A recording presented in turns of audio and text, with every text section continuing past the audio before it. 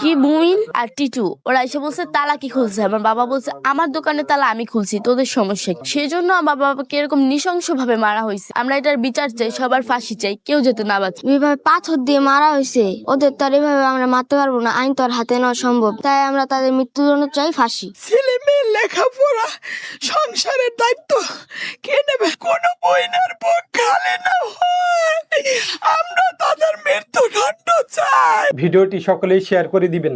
এই যে তার সন্তান সোহাগ মামলার এই বাদীর ছেলে, তার নিজের মুখে শুনেন মামলা দেওয়া হয়েছিল কিন্তু পুলিশ মামলা গ্রহণ করে নাই। পুলিশ তার মামলা গ্রহণ করে নাই।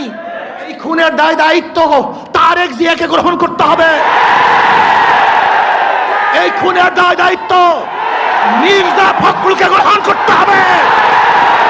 এই খুনের দায় দায়িত্ব বিএনপিকে গ্রহণ করতে হবে। এই খুনের দায় দায়িত্ব